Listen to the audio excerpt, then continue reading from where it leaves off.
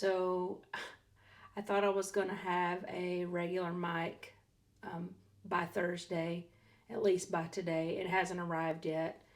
So this makes my video a day late and it's just on hold, kind of like everything that was in this story I've been sharing with you. So I'm going to continue doing it the way I was doing it, and then hopefully next Tuesday I'll have everything set up and arranged to do some different type of sound quality. I found myself crying all evening the day that I was supposed to be released. I couldn't imagine why they would have had it put in their computer system that I was going to be picked up and then not come pick me up. So I wasn't, because it was saying that I was going to be picked up, I wasn't able to make phone calls. And I was completely out of control here. And there was nothing else I could do but trust that God's timing was perfect. Ladies, it's 10 o'clock. Go to your rooms. Wristbands. Lights will be going off soon. Let's go. And as the night shift deputy came up the stairs to the second tier, I turned my wristband with my name and it faced it toward her. And then I laid across my cot and tried my best to go to sleep. But every time I heard the phone ring at her desk, my eyes would open with anticipation that it was time for me to go. And eventually I fell asleep. Weeks. Roll it up. It's your time to go. I'm walking you down to booking. I was rolling up my blankets, sweatshirt, all my journaling, all my stationery, and then I looked down at my big bag of commissary and I slipped it over the side of my cubby in hopes that it'd be distributed by my neighbor, to everybody else that was in there and in need. And I didn't want to wake her up. I just wanted her to be surprised like it was the Easter bunny, in the same way that she had made me that little Easter basket. So anyway, I grabbed my linens and my things and I started down the stairs to the day room. And I was just, I'm thinking about it. I'm looking around and I'm thinking, this is it. I've been here 3 weeks and I'm finally able to go. And one of the women was up when I was walking down, and she come toward me and she hugged me real tight, and I handed her my plastic cup. She said, girl, you gonna be okay. You gonna make it. She said, I'll let the girls know in the morning that you left. And I said, I'm gonna miss you. And I love you. And it was midnight. So it was now going into the anniversary of Jason's 1 year suicide. And so I walked up to the deputy and I noticed that her name tag had come unpinned and it was crooked, so I told her. And I said, I just didn't want you to lose it. And she never thanked me. She never looked at me. She adjusted the name tag and stood up and said, let's go. We walked and walked down the sidewalk around the different dorms and back to the booking building. And I remember it being dark when I was brought in 3 weeks ago. And so it was kind of the same scene, but we didn't talk much while we were walking. She wasn't friendly at all, and I didn't care because I was a few hours away from being home. Or so I thought. She told me to go in the dressing room and change my clothes. I opened the brown paper sack and cried internally. It was what I had on the last day that I was leaving Mexico and coming back into the States. And I thought I was going to be doing more traveling. I had lost some weight. And when I put my shorts on, they just slid off. So I had to roll the waistband down so they wouldn't slide down because I didn't have a belt.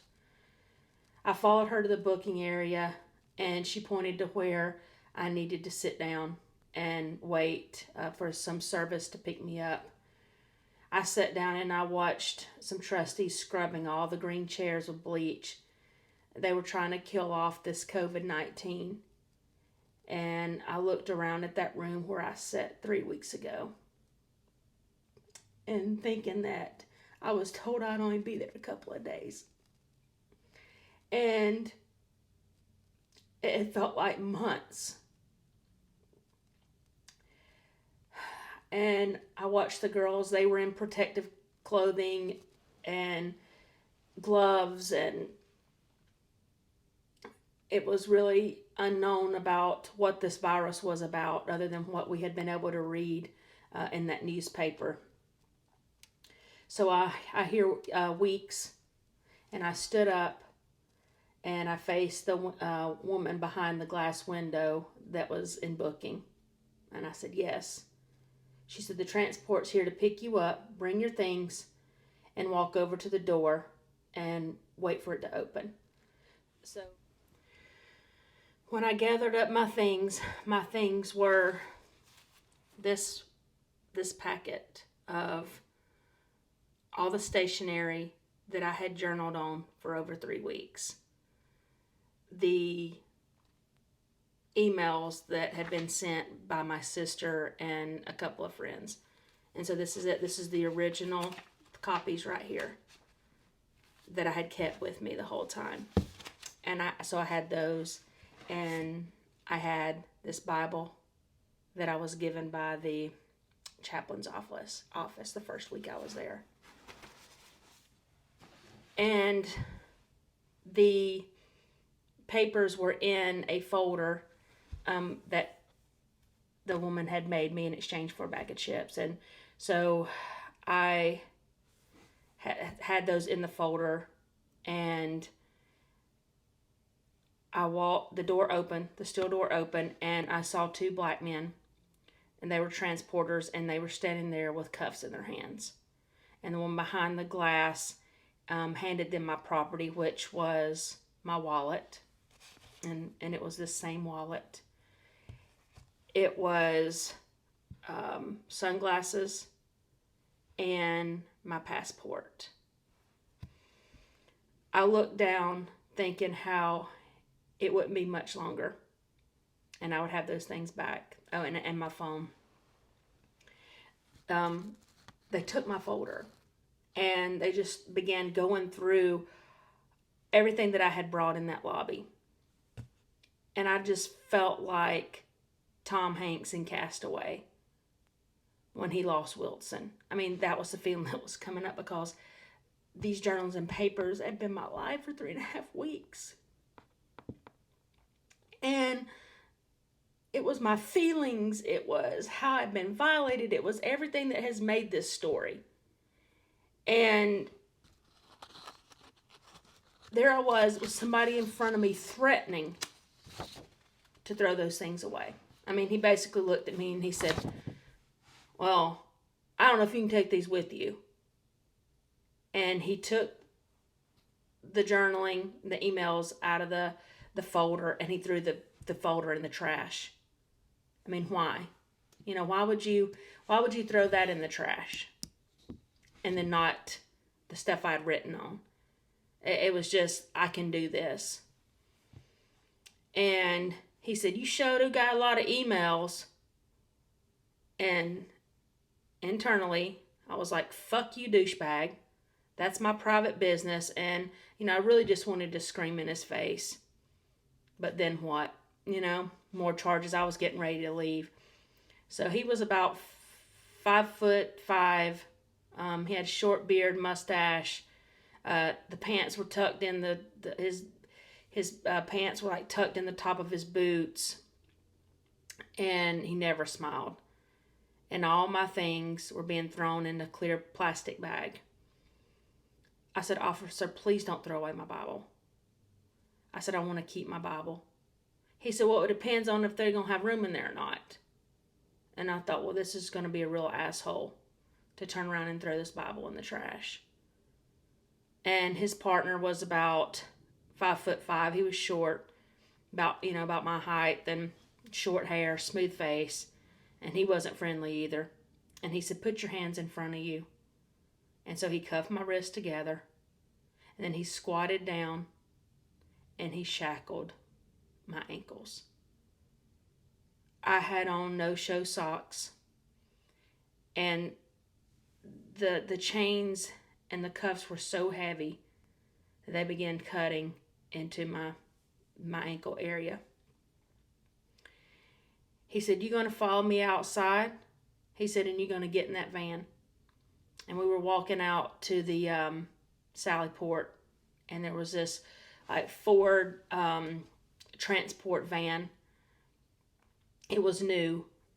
It had all the seating, and the tall man went by Sergeant. So we walked out of the doors, and